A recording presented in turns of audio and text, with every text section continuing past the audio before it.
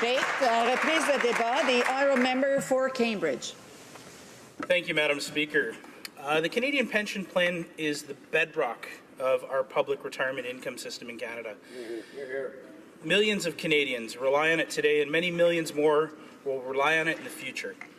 It's one of our government program. It is one government program that touches virtually every Canadian. It's our duty as parliamentarians to ensure that the CPP is not just in place for future generations, but also to ensure that it's strengthened so that all Canadians can retire with dignity. After a lifetime of hard work, Canadian families deserve to retire comfortably. We know that the CPP is an integral part of many people's retirement plan. And with fewer and fewer Canadians having a workplace pension to fall back on, its importance is only growing. Our government recognizes the importance of CPP, and that's why we've made a commitment to strengthen and enhance the plan.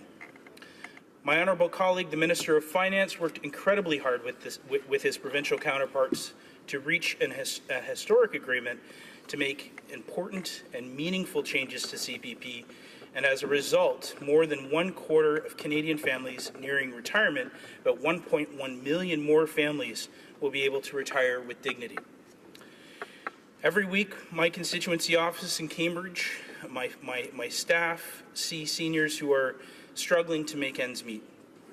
We try our hardest to ensure that they are receiving every benefit they're entitled to, but the fact of the matter is CPP needs to be enhanced. I know how much an expanded CPP would mean to the people of my riding, and I can think of thousands of retirees who rely on CPP to fund their retirement and to stay productive members of our society.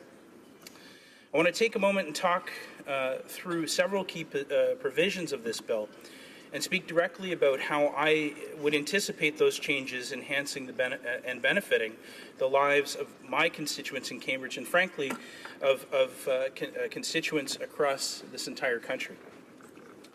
I think it goes without saying that CPP needs to be enhanced in that it needs to see an increase in the amount of retirement pension that Canadians receive. With C-26, however, the enhancements go further than that. Canadians can expect to see increases to survivors and disability pension provisions as well. As our population ages, those survivor benefits ensure that a lifetime of paying into CPP still has benefits even after the death of a spouse. The increase in C-26 will ensure that the maximum level of pensionable earnings are increased by 14% by 2025. That level of support will be unprecedented in Canada, and it will arrive just as many more Canadians are retiring. I know that these provisions come with additional costs, but they also come with additional spin-off benefits that will reach deep into our economy. In this case, the benefits far outweigh the costs. As retirees are unable to participate fully in our economy, and many withdraw more and more because of lack of retirement savings, those individuals aren't full participants in everything Canada has to offer. This has some very direct issues. For example, not being able to afford things like food and medication. Those concerns are heartbreaking and well documented, and one of the reasons there is currently a strong push for a national pharmacare and increased support for food banks and other emergency social service providers. We see these cases in my office in Cambridge every single week, Madam Speaker. However, not having enough retirement savings also causes many seniors to withdraw in many other ways as well. I can think of many seniors in my riding who choose to participate in less events, to go out less, and to stay in more because of lack of funds. These have several direct and negative effects, Madam Speaker. We know that seniors and retirees live better and longer lives when they socialize more and when they remain active. For many seniors, this means having the financial ability to go out, drive, participate in events, even if these events are low cost, which many events for seniors are. It's critical that we create a society where they are financially able to continue participating for as long as they are able. That activity, that social time, saves us in healthcare costs, mental health costs, and housing costs. More importantly, it allows for aging with dignity.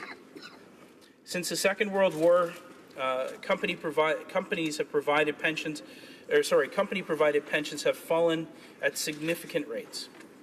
This is due to a number of contributing factors, each of which is worth exploring, but none of which is likely to be reduced in the short term. StatsCan says that in the 1970s, about half of all men had defined benefit pension plans. Now, in 2016, we're about half of that. That's a significant decline, but it's even more significant when you consider the very large population bubble that we call the baby boom, when you consider the rates for younger people today. Those not in the baby boom, the rates are significantly lower. Now, I've used men as an example because of the work dynamics were significantly different in the 70s. Women have historically had lower levels of available workplace pension plans and have never crossed even the 50% threshold. We know that this is causing an impending crisis, one which this government is taking steps to fix. Enhancing CPP will allow the young people of today, those who are least likely to have a workplace-provided defined benefits plan, to see significant increase in their retirement. It's also worth noting this new plan requires no major infrastructure costs because the CPP infrastructure is already in place. This means the new system will be much easier to put in motion, easier adopted by Canadians, and fits within our existing policy structures. All of these reasons make it cheaper, easier, and better to implement than many other ways to enhance post-retirement income for Canadians, and I applaud the government for working to achieve increased CPP benefits. We've currently have more seniors than kids in Canada right now. Now, I want to take a moment to go back to considering what happens when retirees and seniors withdraw from the system. The benefits and issues aren't only in mental health and healthcare, they significantly impact our economy. The longer a senior is able to participate fully, they are able to contribute to the economic robustness of our society. The longer they are able to participate fully, the more likely they are to volunteer and remain an economic force in our society. Obviously, solving these long-term demographic trends isn't the duty of CPP solely, but I believe it's the right place to start. It says that we're taking this seriously and we are working towards solutions. I want to talk just for a moment. I have about 2 minutes, I believe, left, and I've mentioned in the past that prior to working in this wonderful profession that we find ourselves in, I worked, people of Cambridge know me from the YMCA. And prior to working for the YMCA, almost all my programs, all my involvement was working with youth. And the Y offers a number of programs for seniors. And it's interesting because the demographic that we call seniors can be as high as 30 years. Now, if you took that same age range and put it at the beginning of life, we're talking about infant, toddler, preschool, school age, teenager, young adult, all within that same 30 years. We have to be thinking outside the box when it comes to seniors. Seniors are living longer, but they are living differently as well. And I think this approach, this idea that we've gotten to the provinces is an amazing first step. Madam Speaker, I'll leave it with one final thought, that no matter what this House decides on CPP enhancement, and I'm asking everyone to carefully consider supporting the plan laid out in C-26, that we will still have a long way to go to ensuring all members of our society are prepared for retirement. Thank you, Madam Speaker. Questions and comments? Questions et commentaires?